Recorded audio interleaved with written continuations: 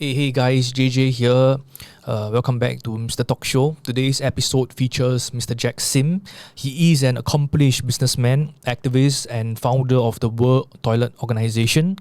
I am editing our interview and realized that my camera angle is unfortunately out of focus.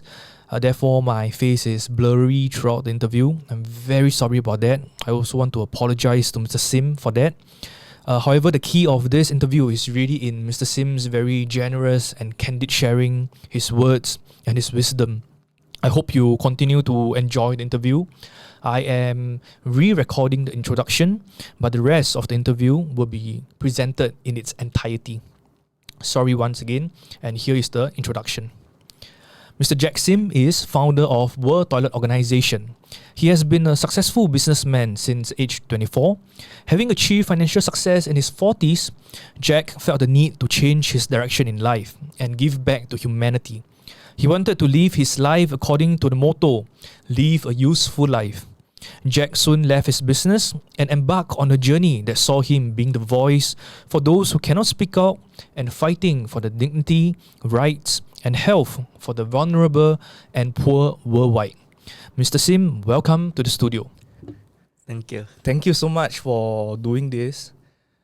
You know, I was doing my research on you. I decided that your CV is the best introduction that I can possibly give the audience of you. And I also had this impression that, because I was watching all these videos and of you, that you're a very mild and a very soft-spoken person. Sometimes. Do you ever get angry? I think nowadays I don't, but I get passionate. So sometimes when you emphasize something, you speak a little bit louder. But no more the angry person when I was a young man and always very impatient, especially when I'm very angry with the government. Nowadays, not so. Let's talk about, maybe you can start with your motto in life, which is live a useful life. Yeah, I think we are born with natural faculties, talents, in fact, multiple intelligence. Everybody. We're good for many things and not good for other things. And the whole life is to be useful. If we are not useful, then we're useless. And it's very depressing if you're not useful. So we find joy and pride and confidence when we are useful. So I think the entire existence of a human being is what can we do? How can we find joy in doing what we do? And of course, in order to be better and better, you got to keep on learning, reflecting, experimenting. Can you elaborate more about something that struck me earlier was you talk about, if you're not useful, you're useless. If you look at a lot of young people my age today, right, we like to do things like, swipe on social media, TikTok. We want to just Netflix and chill. How do you define someone being useful and someone being useless? Well, I cannot judge for everybody because there are reasons people do things. I could just say that it might be better if whatever you do has got a purpose, right? For example, if you do all this social media, it's because you want to create a legitimacy about yourself and what you stand for and your principles and how you care about issues in the society. And so if you're thinking like that, you also want to seek solutions rather than just keep on ranting about how sad it is and how difficult it is and who's to blame, right? If you were to talk about next step, what to do, since you have complained, basically problem identification, which is good. But if you stop at problem identification, you don't have solution. So you just keep on discussing and create constructive conversation And eventually, if everyone use that talent of chit-chatting to become solution developer, I think the world gets better, right? How would you describe this current stage of your life right now? I would say I just passed my 65th birthday, and at this point, I felt that the journey was good. It was not planned. It was just happened by serendipity. I tried to study, but I was very playful, always very talkative in class, so I failed O level, tried A level, also failed, and then became a salesman and then businessman. Because I failed, because you don't need a degree to be a businessman, right? And after I realized that doing business is really not very difficult and making money is not very difficult, then I continue to do that in order to think, to feel clever, to feel that I'm achieving something and making my parents proud, and also accumulating wealth to pay the bills and prepare for the 4 kids to finish education and all that. But after a while, I realized that you don't need a lot of money to fulfill all these basic bills, like a mortgage and all that. If you don't live a very extravagant lifestyle, a normal Singaporean can reach financial stability quite early in life. But then you cannot keep on focusing on money, because the main currency of your life is time. And while you're making money, you're spending time. So a good businessman does not exchange something more valuable for something less valuable. So after you get financial independence or stability, then your time become more expensive than money. No matter how much money you exchange for, your time is priceless. And if you are going to sell this priceless thing called time for money which you don't need, then you're not a good businessman, because you're doing a loss-making business. But a lot of people don't understand, and I see a lot of friends who continue to stress themselves out and fight it and have a lot of bad relationship because of money. And I just wonder, is it worth it? Yeah. You spoke about how you realized that it's not particularly difficult to earn money and to have like financial stability. How old are your kids this year? 28, 25, 24, 23. A lot of people, right, might feel that times have changed. Like when you were doing business, you mentioned you just celebrated your 65th birthday, right? You were a businessman as early as when you were 24. So that was like 40 years ago. If you think back about what happened to you, your story 40 years ago, and if you were to think about your children living in today's environment, do you think that your perception on how doing business is not difficult, do you think it's still the same, or time have changed and there's a different set of rules to the game that we play by today? I think it's the same. And it's the same all the time since the beginning of civilization. Because the rules apply to everyone. So today you can use tech. In my days, there's no such things as building a business to sell. But nowadays, For exit lah. Yeah. Okay.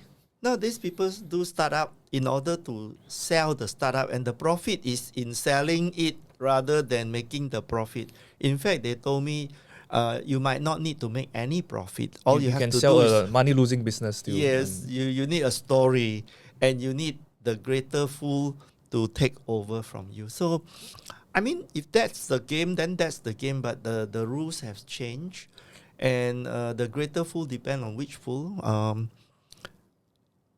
It might end up really making money, like you cross a threshold like Grab or whatever, some of them never ever make money, and then the last guy holding it loses, right? So those are the games which I never understood. But when we first begin, the word startup was not there, but it's actually a startup, right? So an investor came and say, Jack, you can own 20% of this company. I put $100,000. You go and sell the building materials. And if you make money more than $20,000 in the first year, then you have 20% share. So after the first year, I sold $4 million. And of course, we make a lot of money, more than $100,000. So I got my share of 20 plus whatever is profit. But we keep plowing it back. So I don't see the money. I see the progress, the success, and we take the money and invest in the next business and the next business until we have 16 of them. And then eventually, I start to retire. I start to sell and close businesses. Some of them I gave it away. And then I realized, oh, actually I have some money. But while you are in the game, you don't know if you have money, because if a recession like currently happen, it might wipe out all your money, and it's not because of anything you have done. I mean, during my experience, it was the Asian currency crisis. Now it's COVID. And in both cases, I lost a lot of money. But the difference is that in the 1997 October crash, a few years later, I felt almost depressed. But nowadays, I felt nothing. I can lose a couple of millions of dollars and I emotionally not disturbed at all. So losing money also takes experience. And if you can feel calm and detached, then your relationship with money does not affect you. I always tell people, if you have a financial problem, then you have one problem. But if you have a financial problem and then you get stressed by it, now you have two problems. And the second problem is self-inflicted. And you just have to decide whether you prefer to have only one problem or two problems. In fact, when you get stressed, you might also get angry with your family members, and you might say things that hurt other people. Then you might get a third problem called a relationship problem. And some people get drunk and all that. So you can have 4, 5, 6 problems because you have one problem. So please just stick to that problem that you have, which is practically something that you need the calm and sanity to solve. And all the emotional one, you don't need it. Having been a successful businessman from a young age, how would you like, or how would you think people would describe you as a businessman, your traits, your values, Do you have any stories that you can share from your years in business? I think I'm an honest businessman, and I'm also a vulnerable businessman. I remember one time I tendered a Raffles City contract below the cost. And it was a big mistake that I didn't realize until they award me the contract. And my competitor told me that, Jack, your tender price is 1.81 million. My price is 3.3 million. And the third guy is 4.4 million. And you made a mistake because you must be losing more than $1 million. And why don't you withdraw so that I can win the order? So I start checking my tender document and realize he's right. So when they met me at the award ceremony, I told them I made a mistake. So I cannot accept this order. Then they told me they can sue me. Then I said to them, I know. Because it's my mistake, you should sue me, and whatever penalty I will have to face. Instead of that, Raffles City told me, how much more do you need in order to do this project? So I say I need $1.1 million more. And so they gave me the contract at $1.1 million more because I admitted my mistake. So I think honesty in business is very interesting. If you're confused, just tell the truth. If you start to tell a lie or save face and try to look good, and then people don't trust you, and then everything doesn't work anymore. There was another time when at 40 years old, I owned 15 properties. And the property prices crashed to 50%. So which means that on paper, I own nothing. And so I immediately went to my banks, 3 of them, and I said to them, I'm not going to go away. I'm going to stay here and wait for the recession to be over. But meanwhile, I would like to pay only the interest and not the installment. Can you allow that? Can they? And they said to me, you have a good reputation with us. So we'll let you pay interest for 1 year. No capital, no principal sum. And let's see what happens. So after a year, property prices start to come up. Then I sell one, pay some more, sell another one, pay some more. And then I retired with 5 property with no mortgage. Whereas the employer of my wife is a big developer, Indonesian developer, living in Singapore. And he doesn't want to talk to the bank. He says in Indonesia, you just ignore the bank. But I say in Singapore, you have to talk to the bank. He says, no, forget it. Eventually, the bank could not contact him, so they took all his property and auctioned it out. And he's such a rich man, and he became a bankrupt. So I think that just face the music, tell people exactly what it is. Don't give any excuse. Don't try to look good. Just say it as simple as the truth, and people will trust you. You spoke about all these stories, right? How would you look back and think about the role of luck in your whole entire life and career? I think it plays a tremendous role. A lot of businessmen don't want to say that it is because they are lucky. They want to say because they are so smart, right? I think you cannot be smart unless you are lucky. You cannot be smart unless you are lucky. Let me process that. You cannot be smart unless you're lucky. You can plan anything, but the macro environment and situation can just turn against you. So what you need to do is just keep doing good, and it's like karma, you know. Things will do good and good things will happen to you.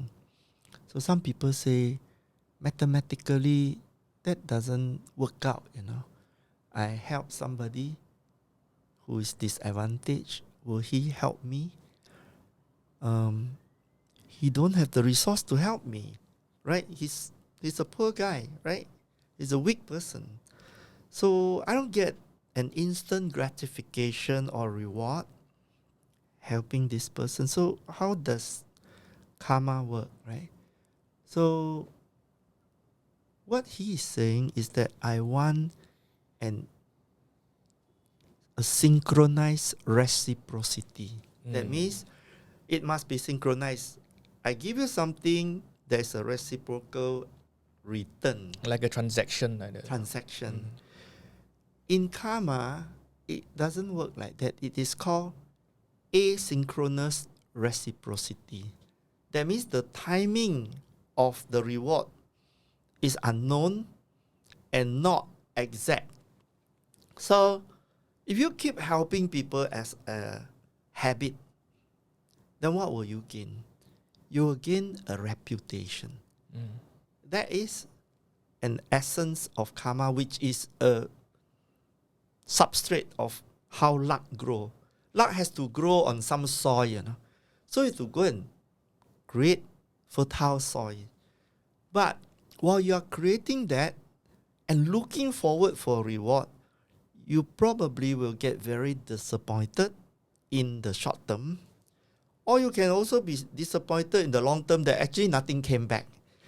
But when you're doing good, you have an instant feel good. And in your body, there's this joy that produce good chemical in your body. And you feel happy, you feel like you're a good person. And nobody else know about this. But that's the reward you instantly already give to yourself. But if you're still calculating about the transactional value, then your thought process is not connected with the universe. It's just direct. So I think if you do that over many, many years, what you have is a lot of word of mouth, people saying, this guy you can trust. I have a certain experience, it works out. And even when it was difficult, it's still okay, or whatever. And you cannot even try to control other people's narrative of you. But if you just keep being yourself and keep doing whatever is useful for other people, eventually luck will happen to you. I can't explain it any further. Religious people will say that there is a God helping. Maybe it's also true. But I'm just saying that my entire life has been a whole journey of being lucky. You know, we were born as a poor family, living in a kampong and then 3-room HDB flat. And then we all failed school, 3 kids, and eventually became business people and lived well. And whenever bad things happen, you have to think there's always a flip side that is good. So failing in school means nothing to lose. Nothing to lose means doing business, taking opportunity, taking risk. So there are a lot of yin and yang type of thinking that you can factor into it. It is the story you tell yourself. But you have to tell yourself good story, motivating story, story of gumption, story of possibilities. And then you keep on imagining that there will be happy ending in the end for all stories. And then you will work out. So if someone listens to this and they decide that, okay, I will listen to Jack, I will do good. You have done many good in many causes, many beliefs that you have had. But what happens when, while you are trying to do good and connect to the universe, right? Then you realize that there are people talking shit about you behind you. And sometimes all these people, right, can be people who are close to you, people that you don't expect these comments and these words to come from. And they hurt particularly, you know, from maybe your best colleague, your co-worker in office and all, or even your family members, your best friends. I would assume that you have had your fair share of experiences, people talking behind you about some of the things that you have embarked on. How do you deal with all these feedback or noise behind your back? I think you cannot spend time trying to find out what people think about you, because you must allow the diversity of opinions. You have better things to do, and you cannot be distracted from the things you want to do.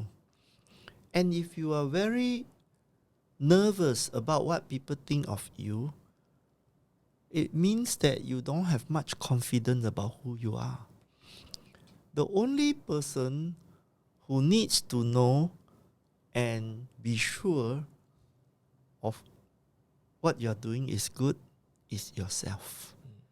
Imagine that you do something and certain number of people say that's good. Certain number of people say that's really stupid. And certain number of people say that's because of he's trying to get famous or things like that. And who are you going to listen if there are 20 different opinions?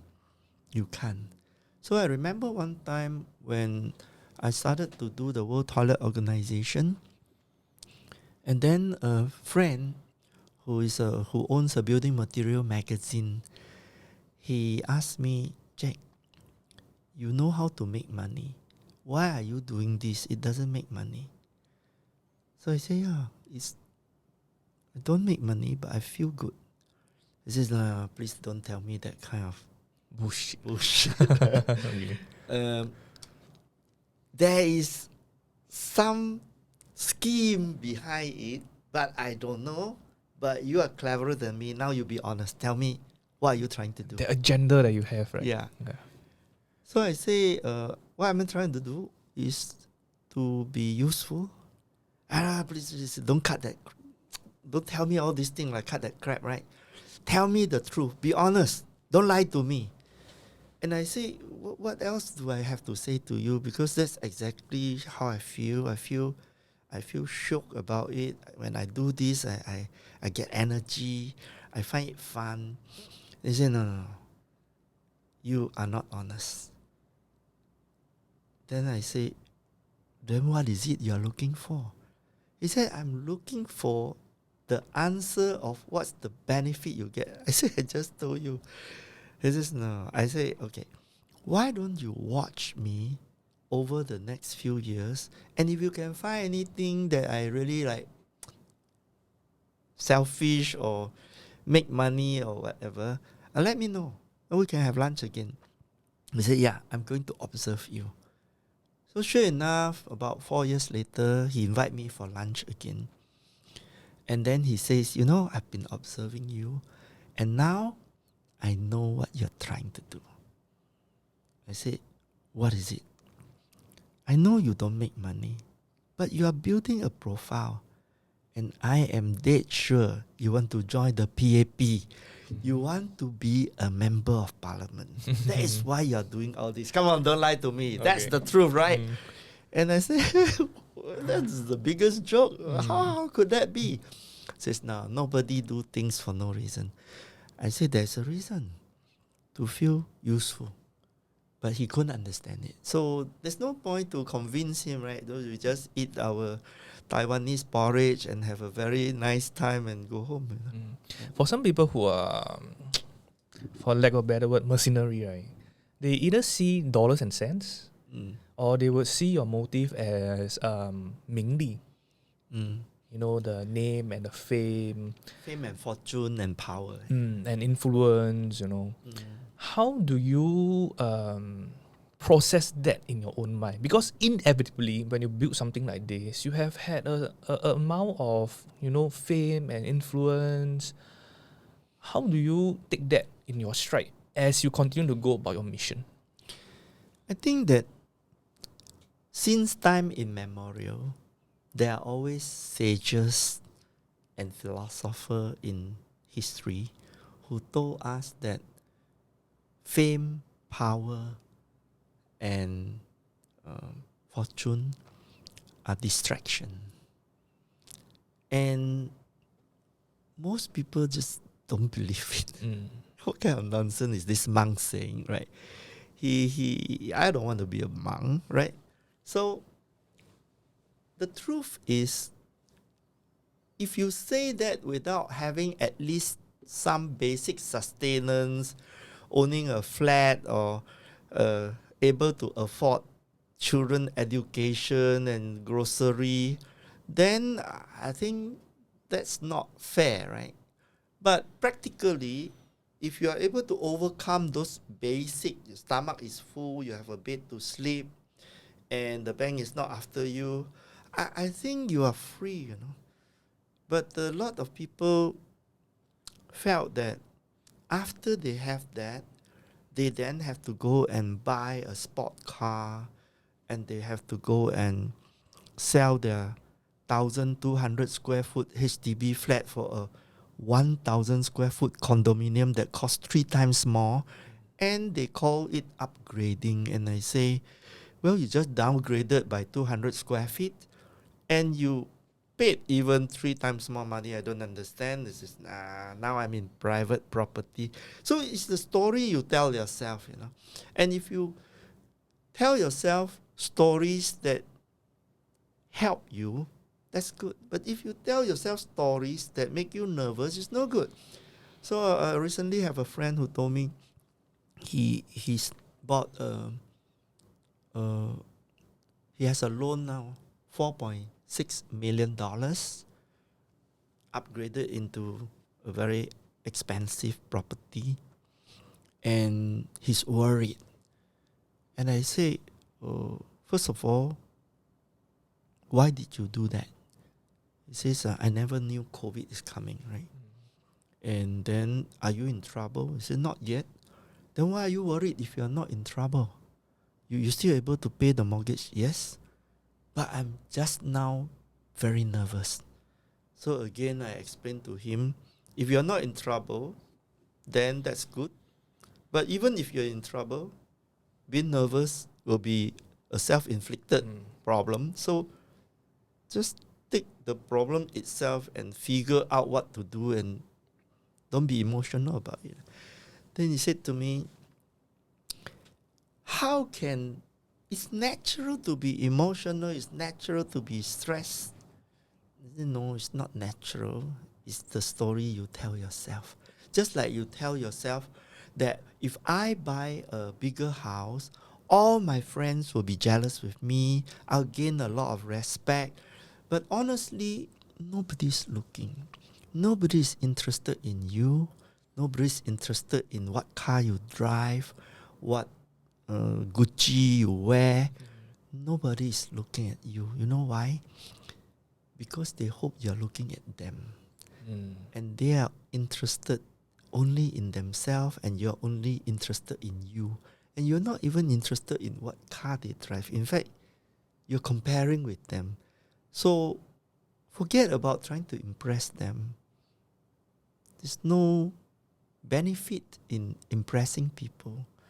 What you need to have is to seek happiness, peace of mind, good relationship, good health, and be connected to society, and just able to say to yourself that you're a good person all the time, I think. How have you dealt with negative people in your life? Do you cut them off, or You have to prioritize your time spent with people. Negative people or toxic people are actually troubled people, right? Mostly human beings have two dominant emotions. One is love, and the other one is fear, right? And if you are able to grow your love, then your ability to see things optimistically, constructively, and empathize and care, and then you sort of don't really get angry with them or hate them or judge them. There's always this temptation to judge people very quickly. But what you also at the same time need is that you cannot waste too much time on such people because you have better things to do. So to be angry with them also takes time, So it takes energy. So you cannot be angry with people, but you also cannot spend time with these people. You only have to spend time with the ones that are going to work usefully with you. Sometimes it's hard because he's your boss, in which case you should quit your job, right? And sometimes it's hard because he's an important colleague or something like that. But if it's a very close relationship like your wife or your children, then maybe it's necessary to have heart-to-heart talk, get out of the house and go somewhere and sit in a quiet place and let it all out. I think honesty is still the best policy, and try not to be like pretending and trying to be somebody else. And when I receive magazines, there's a lot of glamour magazine like Tatler and a lot of magazine comes to my house. I look at it, there are all these rich people trying to look good and always living for the camera. And then the rest of the advertisement is watches, and luxury goods. I find that those kind of lifestyle, is it leading to something useful? I don't know. Is it living in the consumption of others? Now come to being famous for being Mr. Toilet or something like that. There's a thin line. In the beginning, when I got a lot of press coverage, I felt good, right? I'm famous. And then I start to feel a little bit awkward inside. And then I talk to myself. I say, what's going on with you? You're now feeling a bit egoistic. I say, yeah, of course. I appear in BBC, appear in all this kind of media. So every now and then I just split myself into two persons and have a conversation with myself, right? So the conversation will go like, and so you feel good. It's natural, right? Because everybody have an ego. But what's this interview for? What is this newspaper coverage for? Then I say, actually, it helps build a lot of awareness about toilets, and it helps generate the vote banks, demand for politicians to provide toilets. And so politicians can use all this media legitimacy to go and promise people toilet, allocate budget, and so we drive the demand and awareness that actually created this revolution over the last 20 years around the world, where politicians adopted all this media guidance and for their own purpose. They want votes and popularity, but they built toilet, which is good. So in this internal conversation, I realized that fame is useful if it creates legitimacy for the mission, which is higher than you. And if fame is for your personal consumption, then you might become the obstacle to your mission, because you become the mission and you become so important that you forgot about your mission.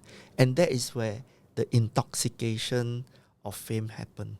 And intoxication can be in alcohol, in fame, in woman, in money, in power, but you cannot be intoxicated. So once you're able to understand the purpose of fame, I still enjoy being famous, right? But you have to enjoy a little bit. You cannot enjoy too much. Just now you were sharing with me your shirt, the prints on it. Can you also share with the audience, the maybe the story behind this shirt, if there's any? Yeah, so this is a Nigerian wax cloth. It's like a batik. And there's a lot of pipes on it and taps. And this year, World Toilet Summit will be hosted by the Nigerian government, the Minister of Water Resources, and we will host it in Abuja. So I make a shirt like this, very appropriate.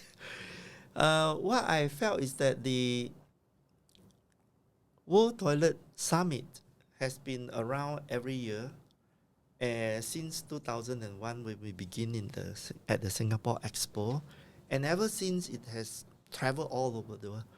By the way, we also hosted World Toilet Summit 2006 in Moscow, and we host it in the State Parliament House called the State Duma, and Mayor Lutzkov hosted us. Right?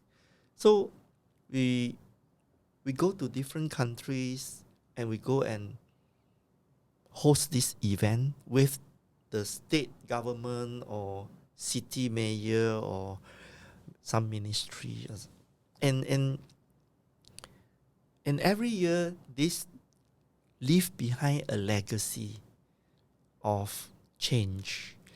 And over the last 20 years of the existence of World Toilet Organization, we have seen 2.4 billion new people having toilets, whereas 20 years ago, there were 2.4 billion people who don't have toilet. So out of these 2.4 billion new people who have toilet, we think about 1.2 million of them, half of them, would not have toilet if we didn't create the World Toilet Organization. The other half, of course, are middle class and rich, and they would normally have toilets. The world population has increased by 2 billion in the last 20 years. And so we still have 2 billion people who don't have toilet. So the work is ongoing, but I can see that the percentage of people who don't have toilet has dropped from 40% don't have toilet to only 25% now. Mr. Sim, can you share briefly some details of, let's say, the summit, right? What is it that you all do that enables the change on the ground? So at all this summit, is the objective legislation or is it awareness? What is it that the direct correlation between the work of WTO and having actual toilets built on the ground? So the World Toilet Organization don't really build toilet. Our main function is storytelling. And you might say that storytelling is just fluff. Intangible. Yeah. But the truth is that toilet, sanitation, shit, poop, pee, poo was such a disgusting subject that it was not even discussed in all the international forum, and it was parked under the agenda called water. So can you imagine that you park an agenda of woman under man? So people will say in the past, when I say man, I obviously mean man and woman. Come on, it's obvious. That's not true.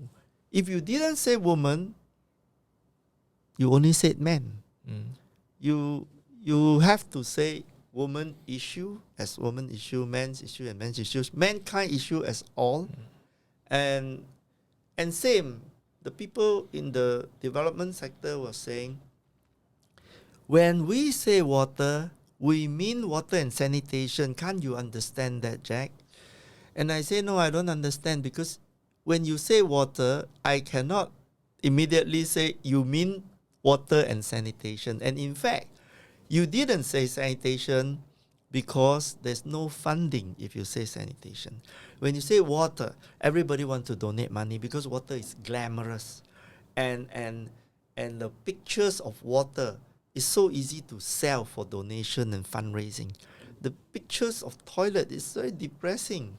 So I remember one time I went to Hong Kong and Shanghai Bank, and I talked to the CSR director there, and he says, Jack, you are doing good work, but we cannot support or sponsor any of your event because the brand of the Hong Kong Bank is about green issue, blue issue. We cannot have brown issues. Imagine that would destroy our brand, right? So now we go to lots of places. They cannot support sanitation. If you say water, we'll give you money. If you say sanitation, we can't. We destroy our brand.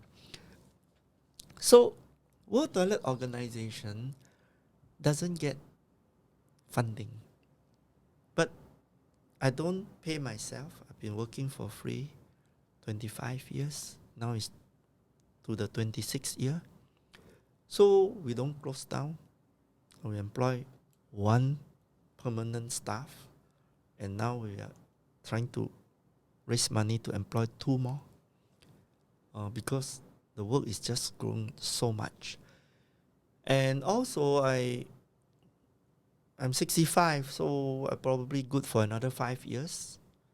So I had to build a new team, and we need to think about how revenue can grow. But for the last 20 years, World Toilet Organization, we never raise money. You lose money? No, we never raise money. Okay. Money comes from World Toilet Summit. They give us $50,000 for the hosting rights. And then the host will have to raise another about 200,000 themselves to pay for the event. And it's very cheap media publicity for them because paying $250,000 gets you 30, 40, $50 million of media coverage. Could be more, could be hundreds of millions. Some events are very, very large coverage. And then we leave behind a legacy where the media triggers people demanding for toilet. And then the politician who hosted it becomes very popular. And then they can allocate budgets from the government side and other people like World Bank and all this. There's a lot of big community will gravitate to this when they saw that it's legitimate. And one of the biggest, let's say, milestone that I have achieved is that in 2013, 13 years after we founded the World Toilet Organization, our founding day, 19th of November, became adopted unanimously by all 193 countries member of the UN General Assembly. That means the entire UN enshrined our founding day to be the UN World Toilet Day. And I thought, if tomorrow I got run down by a bus, at least I did something that it has a legacy that carry on. And then this UN legacy goes to all the different countries using this legacy every year on 19th of November. So I think that storytelling is so powerful. And if you are able to use storytelling to leverage the media mainly wants the story for advertising income and readership increase. So the way I tell the story helps them. Then with the media, the politician appear with us, and then they get popularity and votes. And then the bureaucrats create budgets for it. But the bureaucrats then need the professors and the academia to give evidence that spending this money has a better return. Like if you spend $1 on sanitation, you can get $5 social return on investment. And so on and so forth. So you trigger a whole chain of people, including celebrities coming on, like Matt Damon promoting World Toilet Day for us, Jay-Z, Coldplay, perform on World Toilet Day in a huge concert in Mumbai, organized by Global Citizen, 80,000 free tickets. So we see a lot of people taking this agenda in their own hands, in their own name, and using it. And when you want to create a world movement, you have to let it go, and you have to lose control and make other people own it. And that is the magic. If you were to have to do it in your own name, then you will do so little. Okay. While researching about you, I realized that you are truly passionate about this toilet thing. I'm fascinated by your passion. You even have all this, collected all these like toilet system at your home, When you started out, deciding that you have had enough money to be financially stable, there were many other causes, social causes, that you can throw your weight behind, that you can put in effort to promote. Why the passion with toilet and poop? I think underdog agendas are very neglected, right? And if you want to do something, do the things that are neglected. If you do the things that are well funded, then everybody is there. And why don't you just let them continue to do it? But if you found something that is an orphan child, then it's better to do that, because you can never make it worse, It can only become better. Yeah. I want to ask some curious questions about World Toilet Organization. I think earlier what you said about letting go, to let the agenda really take a life of its own, and not being like too restrictive and too controlling of the rights and the agenda. Like, you must ask my permission before we can use this, before we can celebrate this. We have spoken about turning poop culture into pop culture. And the former ESM, Goh Chok Tong, Mr. Goh Chok Tong, he spoke about your task as just being too big. Looking back at the last 25 years, right? The last 25 years, do you sometimes feel like you have been too idealistic and you harbored too romantic an attitude towards what's possible and what you want to do, what you set out to do? Yes, I think that's necessary, because Goh Chok Tong, he didn't know enough about the power of a Singaporean. A Singaporean is highly respected when he walks out of Singapore. If you go to another country, especially developing country, but even in developed country, I go to Davos in World Economic Forum and the summer Davos in Dalian and Tianjin, and when I say I'm from Singapore, everybody's like, wow, that's a great country, you guys got it right, and blah blah blah blah. And then in Singapore, you will not get much respect. People can respect you based on what they thought you are doing in Singapore, but prophets are not welcome at home.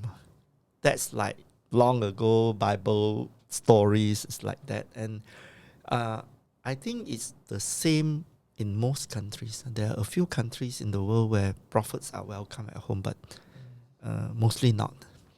So what I think is that being idealistic is very, very important. Being idealistic is like being a child that don't grow up.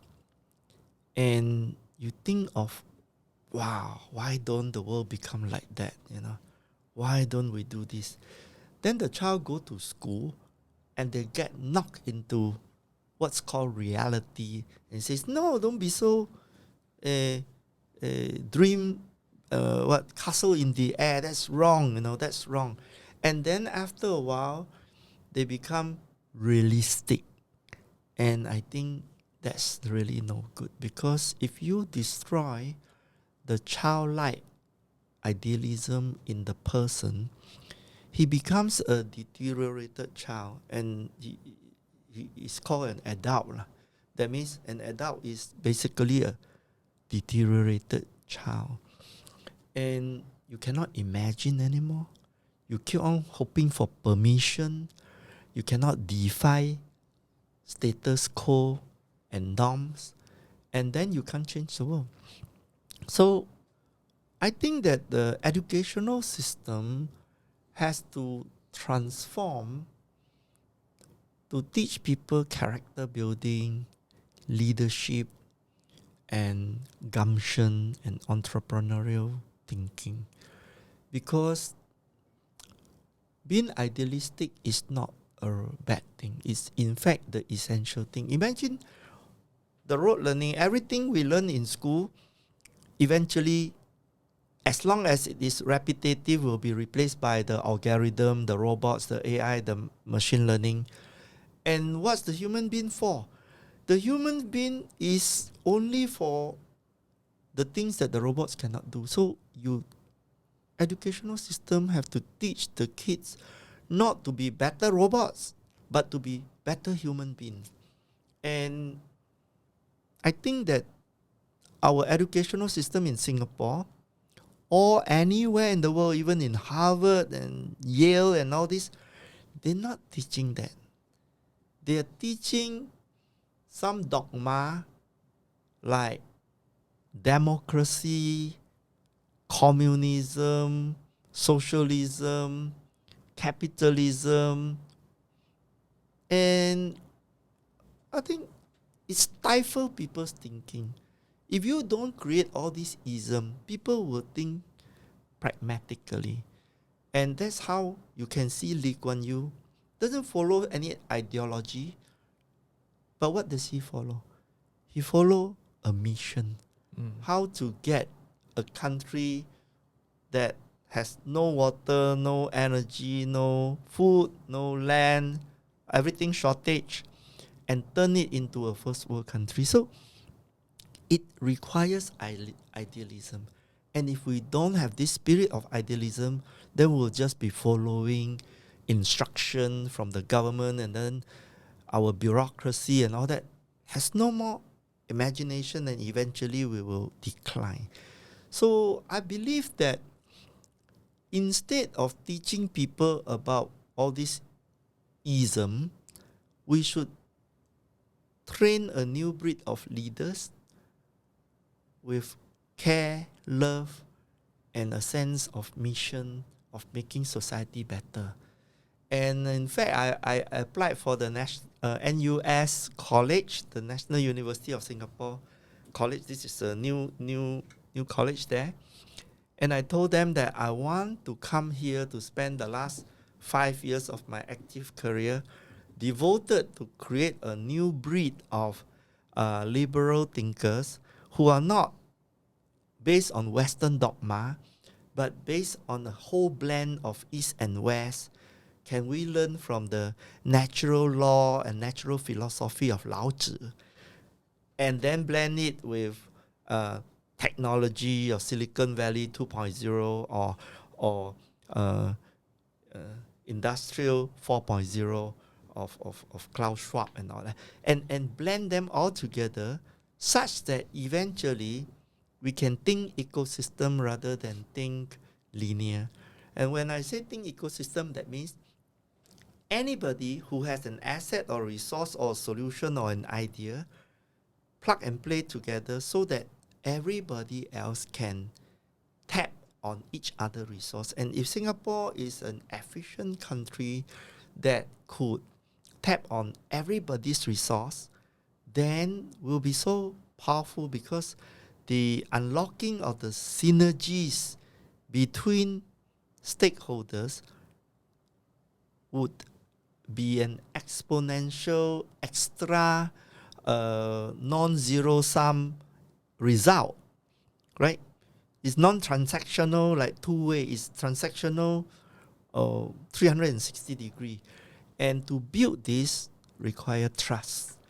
And so we return back to what is a human being good for. So I wrote an article called "The 7 C's to Survive the Anti-Job Future." Curiosity. Well, the school doesn't teach very much of curiosity. They provide you the right answer, right? So we have to go back to curiosity and the love for learning and discovery. Then compassion. How to care for others and not judge others, or how to love others. Compassion. Compassion within your community, but universally with everybody in the planet, right? And then collaboration. How to have the humility to facilitate collaboration between people. And then communication. How to create narrative that unite people, that constructively create solutions together. And you need other things like creativity and so on and so forth. So I think and calmness also. And so I think if we're able to focus on character building, you create the substrate for the growth of every child. In fact, we can do that for adult. Adult is harder. But if you start with kindergarten at 4 years old, 5 years old, they absorb it like a sponge. And then they become emotionally very resilient, very compassionate, and then they can be good leaders. You see, right now you want to find politicians, very few people want to be politicians, no? And then you go to America and you see people like Donald Trump becoming president. I mean, out of 350 million people, they could not find one good guy. So this is the problem, right? Because people focus on dogma, like democracy and all these things. But they didn't focus on creating leaders. So we need education to focus on building a new breed of leaders that love and care and will have a peaceful and prosperous world. One common thing that you have spoken so far about actually is the importance and the function of politics. So, for example, you were mentioning earlier that your friend thought that, hey, you must be doing this because you want to join the PAP, right? And when I ask you about what the WTO does, you very candidly share that it's about storytelling. And from there, I'm sure in your years of work and your traveling, you have had contact and experience, in-depth experience with different political system, different leaders, different politicians. What has your approach been towards politics in your life? I think that the politicians are necessary because the bureaucrats will have the structure and the institutional strength, but the politician needs to orchestrate them into direction. And the politician, of course, are very temporary people. They come here and 5 years later they might not be in office, or even if they are still elected, they might be transferred to another ministry, but the bureaucrat stays. So you have to try to understand the entire system. So at first I don't understand. So I get so frustrated with the bureaucrats that every time I have a good idea, they will Shoo you away. pull me away, right? Move you away. And so I got so angry that I went to the Lee Kuan Yew School of Public Policy to study a master degree at night. 4 years part-time, and I graduated with a master in public administration. You failed A-levels when you were young, right? Yeah. Did you go back and take your degree? No, I graduated first time when I was 56 years old. So that's your first degree, your first paper qualification. Yeah. Okay. Yeah, I didn't take bachelor because I was too Okay. old, and NUS say we can waive it because you have a lot of track record. So so then I realized, no, bureaucrats are also very vulnerable people. They're not protected from public complaints. They're not protected from their superior who will claim their credit no matter how good they do. They never see the limelight. The politician takes the credit, right? And if they make mistake, their colleague will blame them, right? So they are not protected from their colleague also. So there's a lot of politics inside being a civil servant, to the extent that the only way is you got to protect yourself, because nobody's going to protect you. Therefore, you have to say no to all new ideas. Therefore, you don't take risks. And after I finished the Lee Kuan Yew School, I wrote the 4 Jects Maxim. So the first Jack is reject. If you got any good ideas, they'll reject you because they don't want to take in new work, they want to avoid risk, they don't want any questions. So innovative ideas, they always say, oh, come, please, we need your ideas. But the moment you write to them, they'll reject because that's the default, right? And if you insist that they do it and pester them, then they will activate. The second jack is called eject. That means they say it's not my department and maybe you should try somewhere else. And then they send you running around and you waste your time, and they try to like drain your battery so that you don't disturb them anymore. And by that time, 70-80% of people will have given up. Then if you still come back to them and say, after seeing all the other department, everything points back to you, then he will activate the third jack. Is called deject, which is to really drain all your battery until it's really zero. So it's to say, okay, I'm not saying no, I'm not saying yes. Don't call us, we'll call you, we'll consider, we'll tell you only when I can't tell you anything. Something like that, and keep you feel very, very dejected. And by that time, 99.9% of people give up. And then that 0.1% of people who still have a little bit of optimism might go up to their superior, and when their superior are impressed and like the idea, then the bureaucrat will activate the fourth jack. Is called hijack.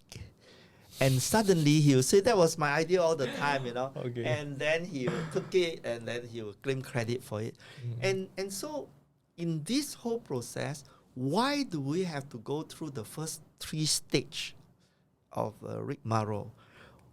All we have to do is to very, very quickly let the bureaucrat hijack our idea, because it need not be our idea. As long as it is implemented, it is solved or even modified until and it it serves works, the mission that then it sets out to do. our name don't have to be attached to it. So you have to accelerate to the level where he can hijack your idea very, very quickly, which actually means he accept your idea.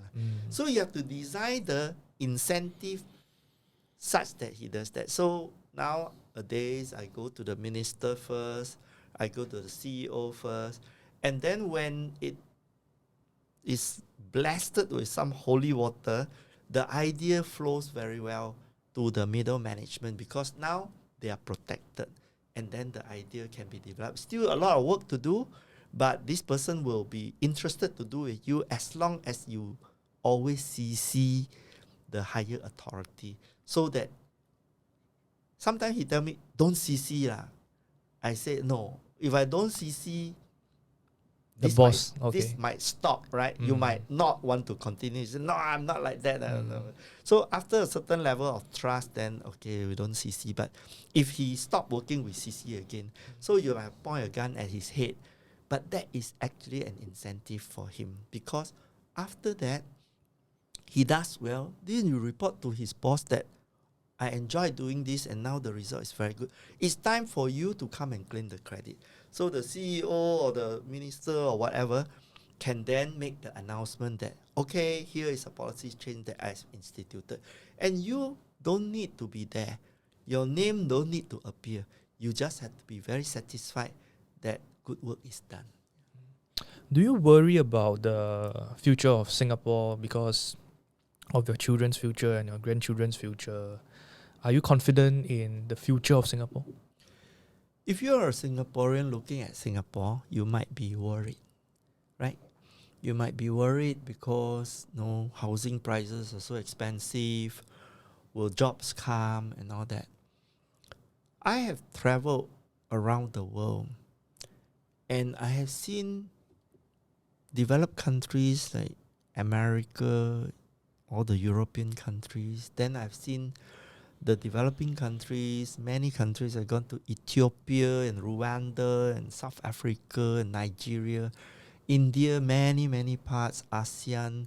I go to South America. I go to East Bloc country like Russia. What did I see? I saw that Singapore is the best managed country in the world. Either the best managed or one of the best managed. People would say that Northern European, Scandinavian, The Nordic Nordic countries, countries are good. It's true, but they are blessed with some other natural reasons. But Singapore don't have anything and can do it. Then we succeed despite of the lack of resources. And so I come up with this theory. All countries are screwed up. The least screwed up wins. And Singapore is the least screwed up. So you don't have to worry so much about Singapore.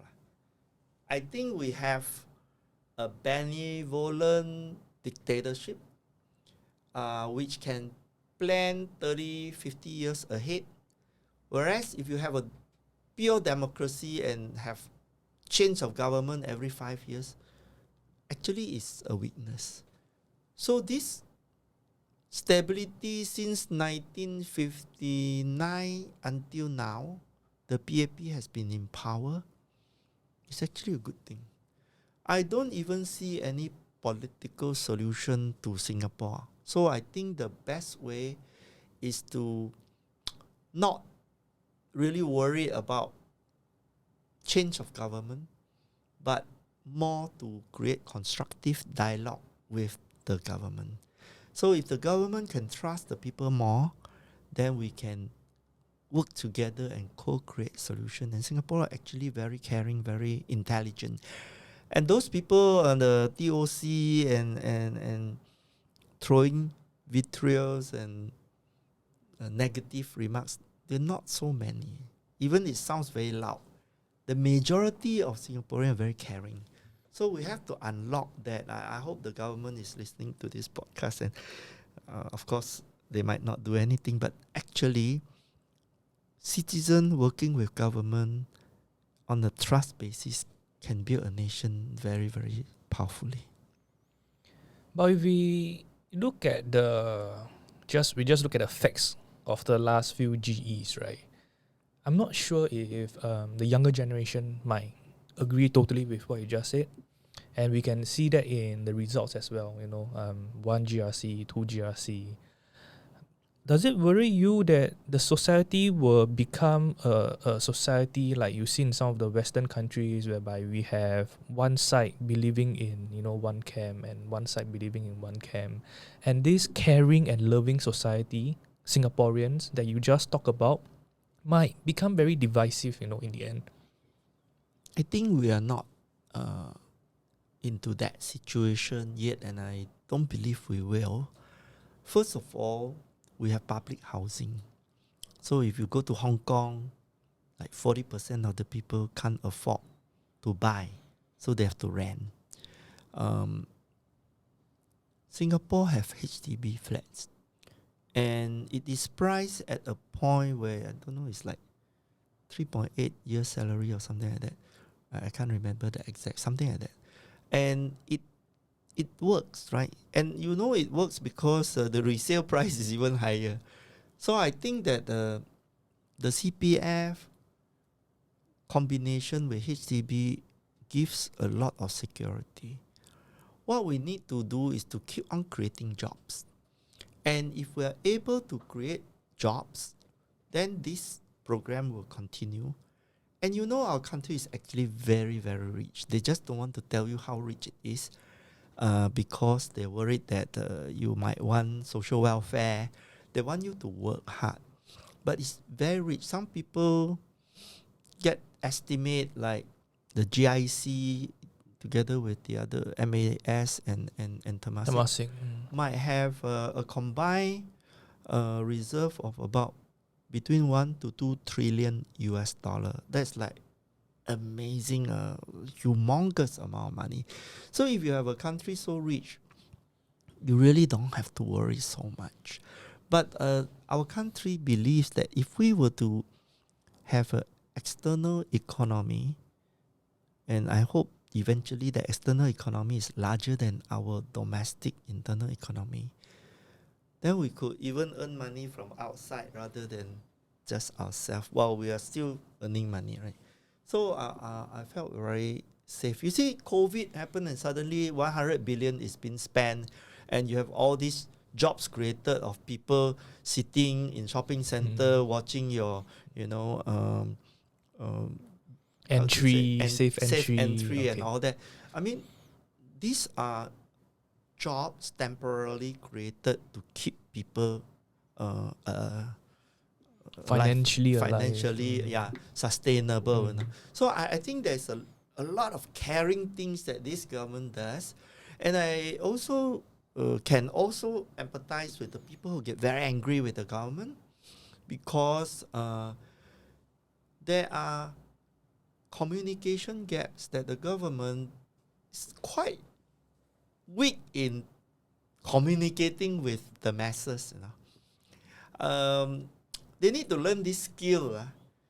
I think they get some of the the media corp actor to do some comedy act. I'm not sure if that actually works because propaganda that is one-way street is not always great, right? So they actually need to slowly spend some resource in having dialogue with the people and people who represent the people, but they are not politicians. What happens is that they are too worried. Like, let's say if people like me start to have dialogue with them, and then things start to change, then they might say, then what if Jects go and join the Workers' Party? Then suddenly I have created an opposition force. So I think that's the kind of problem that they don't trust the people, but people like, there's a lot of good people in Singapore who want to help. In the course of whatever you've been doing the last 25 years, right, has there been a point whereby you feel like, in order for me to more effectively serve my mission and progress my mission, the only way must be politics? No, I think there's no political solution in Singapore. And therefore, you must join politics.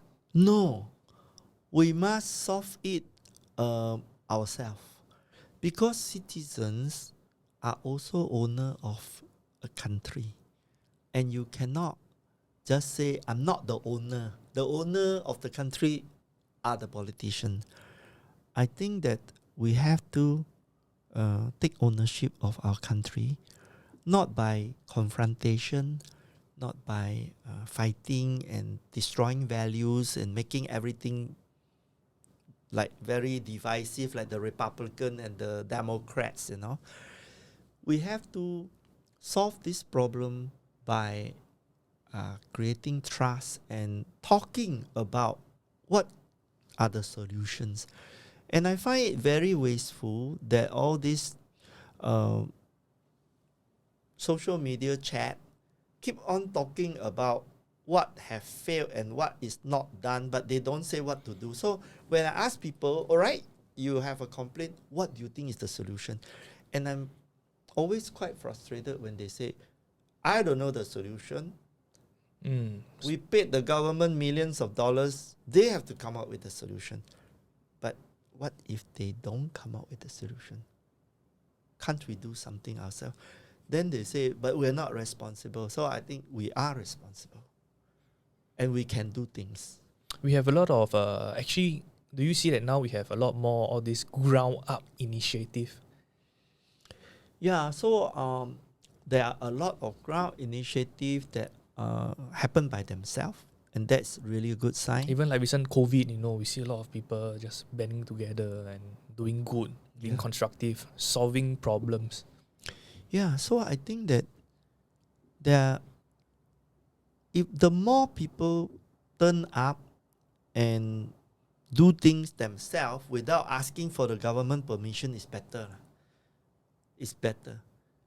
For example, I try to solve the coffee shop dirty toilet problem, and I can solve shopping center, I can solve schools, I can solve office building, but the coffee shop owner have a totally different orientation. The other people says good clean toilets, I have happy tenants, the shoppers stay longer, they will use my toilet and buy things and eat here. The coffee shop owner says, if it's dirty, nobody will use it. I'll save water, soap, toilet paper, electricity, and cleaning. And so I'll save $3,000-4,000 a month. And I better leave it dirty because the fine from NEA only comes like once a year, and that's like, a few $100. And then every month I save several $1,000s. So I'm going to keep my coffee shop toilet as dirty as possible so that nobody will use it, so that I don't have to clean it.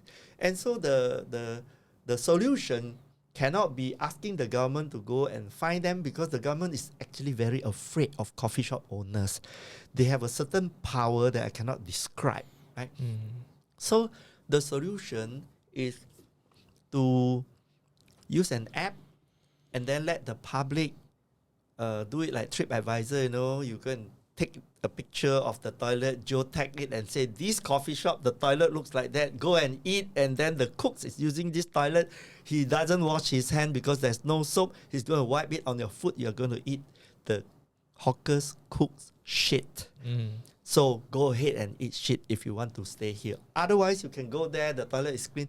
And then I think this market mechanism through this app can rouse up citizen participation, and then we can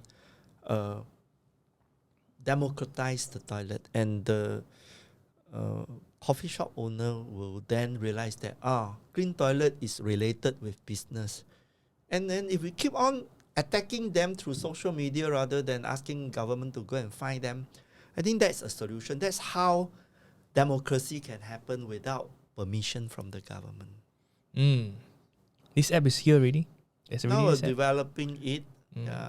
We have to find our own resource. So we're discussing with the tech people, and we've got a team who wants to do that. I hope the government don't come and jail me for doing this, but it will be a big price for them to pay if they jail Maxim for doing good, right? So I think it won't happen. Are you sometimes worried about what you say in the public? Let's say on this podcast, it's going to be on YouTube. It's going to be on a public platforms. I used to worry until 2011 when they lost a GRC. And suddenly the whole Singapore changed, And we don't look over our shoulder when we used to, if we say something about government, we say softly, and then we look around us. But we don't do that anymore. So I think that we've become a more politically matured country. However, I don't like it that they don't offer solution. They just keep on ranting about the problems, You mean the netizens or the netizens? Okay, yeah. Okay. So I think the next stage will be to talk about, okay, yes, heard it. What's your the problem? Agreed. Then what's next? What's next? And if people train themselves to learn how to solve problem, we can be very, very strong. Mr. Sim, I want to ask you two last questions. A lot of people, especially my generation, young people, we want fast money. So we sort of, we envy friends or people who have made lucky investment in, let's say, NFTs, in cryptocurrencies, You had a start in your 20s and you became a millionaire before the age of 30. What's your advice to young people in terms of attitude, relationship and towards money. And can I also reference you to, you recently spoke about how being a billionaire is not about money, but instead it's about serving a billion people. What do you think is a healthy relationship people should adopt with money?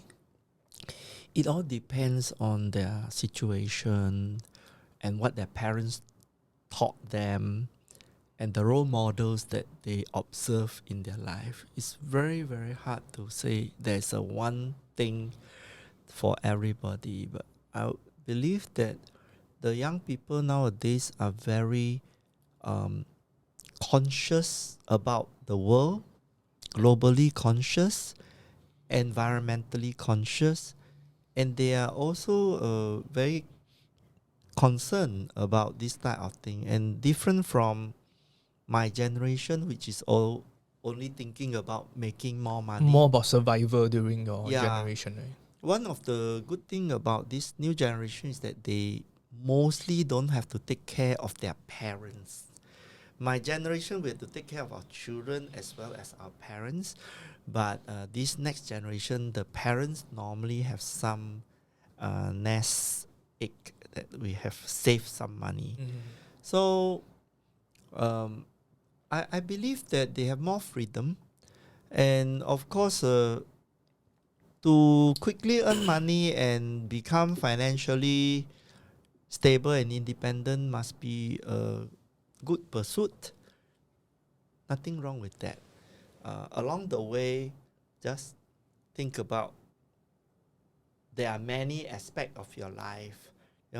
You got to take care of yourself, take care of your family, take care of society, take care of the world, and all the time these things can happen simultaneously. You are multi-dimensional. In the past, you say, Mr. Tan, the teacher, and Miss Lim, the nurse, and actually you are not the nurse or the teacher. You are a human being who is also a brother, a sister, a daughter, a mother, a friend, a societal member. Yeah. So you are multiple persona, not just a teacher. You're not defined by your career. Last question. You just celebrated your 65th birthday.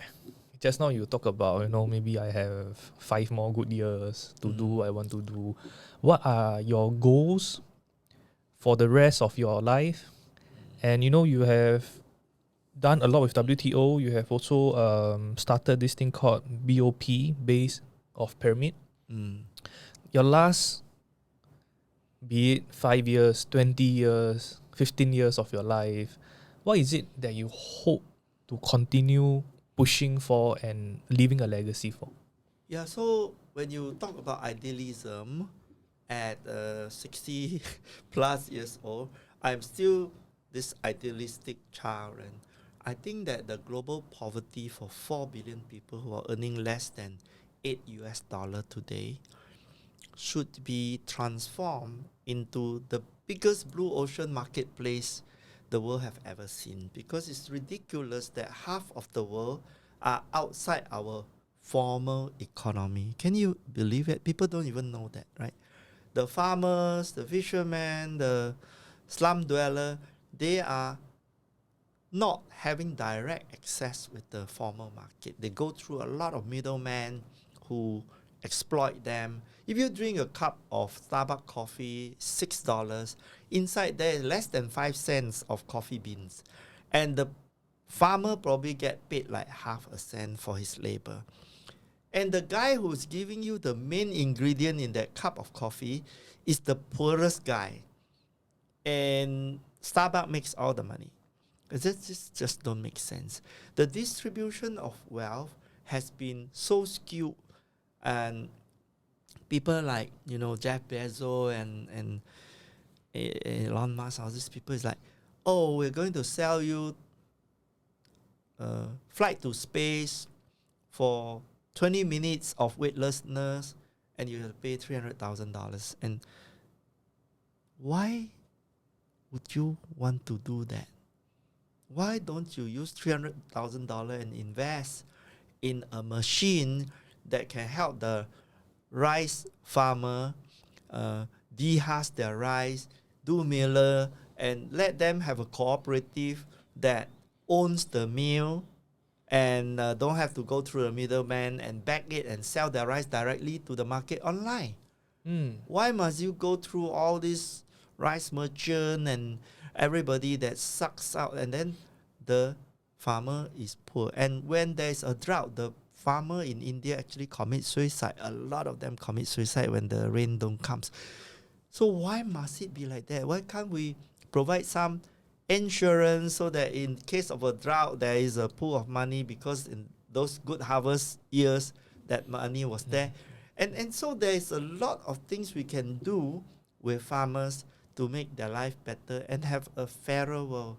And so I created the BOP Hub and also built this SDG Center, which is a 65,000 square foot building at the MRT, Ubi MRT station. My own money. What does STG stand for? Sustainable Development Goal. This is the 17 UN Sustainable Development Goal that is now the measure of all the end of poverty type of work, where we take care of the environment, we take care of the people, take care of the genders, and it embraces all the things that the world needs to do correctly. And in fact, when companies do the SDG and help make a more sustainable world, then their stock prices go up, because the pension fund and the insurance funds and all these people have to place their money only in ESG stock, called environment, social, and governance stock. So doing good, doing well is coming together. One regret at this current stage is that most of this money for sustainability goes to climate change and carbon. And it's as if that carbon has usurped all the other problems like health, education, housing, water, toilets. They're all not important now. And everybody talk about climate change, to the extent that you can say whatever agenda they want to solve, they have to add the word climate change. For example, education and climate change, family violence and climate change, diarrhea and climate change, terrorism and climate change, completely unrelated. But if you want funding, you have to add the word climate change, and that is something like really screwed up in the development sector today. So you will continue your passion and your mission for as long as you can. I would like to reinvent myself. I have done a lot of social work. I want to create this movement and hand it over. So the BOP Hub has a very good board with a good chairman and CEO, and I saw very board member. diverse and Very strong people, and they are all working for free. Every Thursday we meet full day. So we're working very hard and very progressive. We're talking to Temasek Trust, we're talking to Tata Consulting Services, we're working together. So that's good. The World Toilet Organization, we're building a board and we're to invite more members to be strong. And in the past, I've got a lot of people joining only to put their name there. And so we cannot have that. So if we have people who are passionate, we can go forward that way. And then I started to learn Teochew opera singing. So I'm going to act as the boatman in Tao Hua Da Tu, right? Tao Hua Gui Tu. And so I want to spend the last bit of, let's say, after 70, the last 10 years, I hope to just spend it romancing my wife. Talking about your wife, someone like you, right?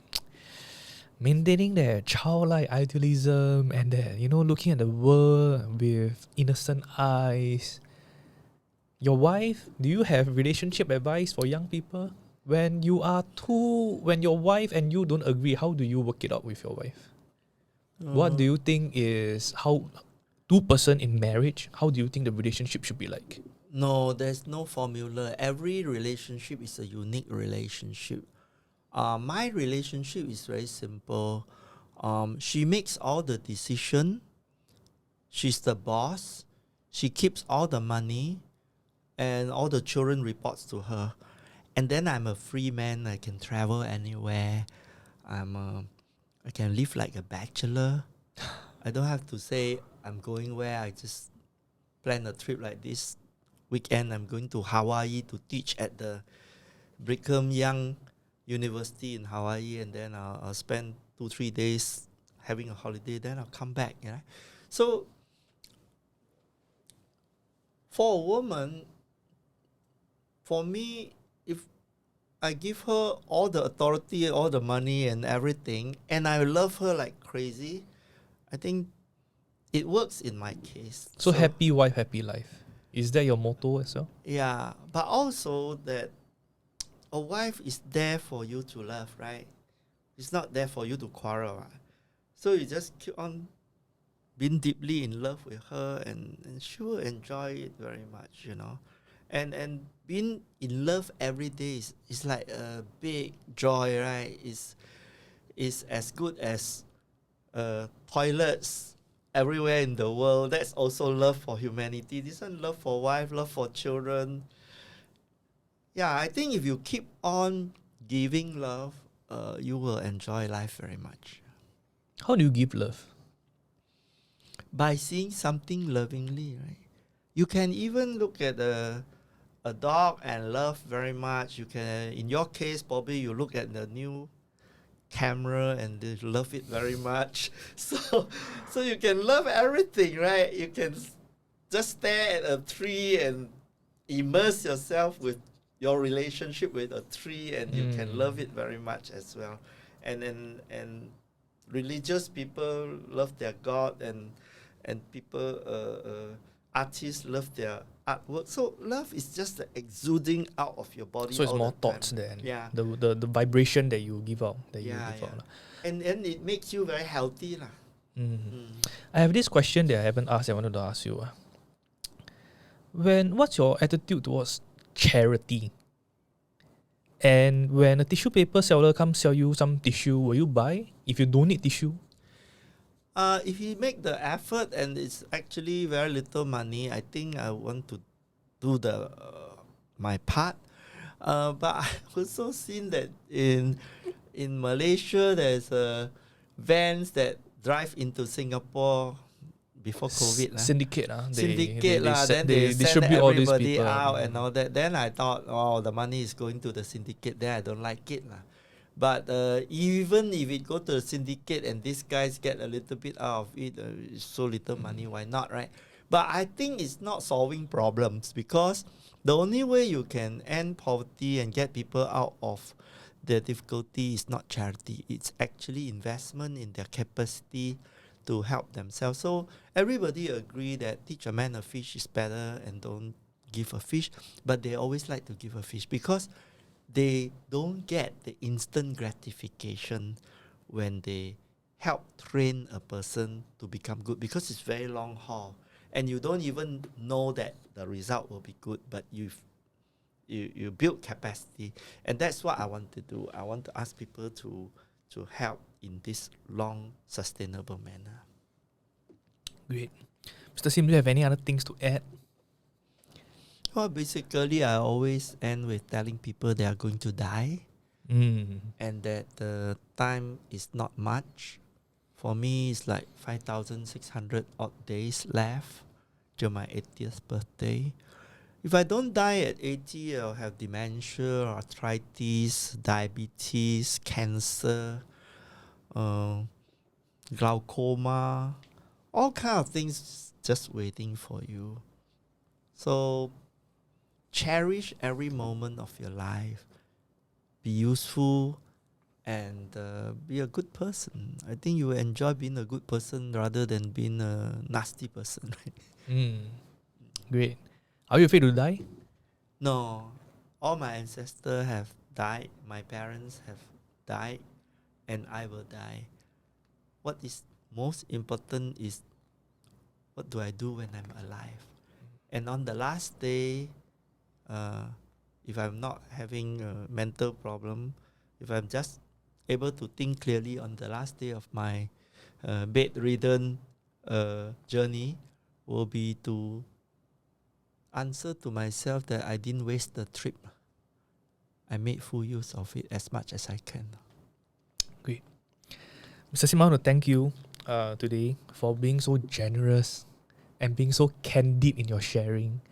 I think that I have personally been very inspired by you, and I wish you every wealth, health to continue doing what you're doing. Like you said, all of us have to die, and that you can continue to be very, very happy every day, living life to the fullest, and we continue to be inspired by you. And if anyone want to have any question after this, you can always contact me. It's very easy to find me on the internet, Facebook or whatever. Just message me, Jects, Mr. Toilet or whatever. Then I can always be in touch with you. LinkedIn also. Yeah. Thank you, Mr. Sim. Thank you for the interview. Thank you. Bye-bye. Mr. Sim, do you like the interview?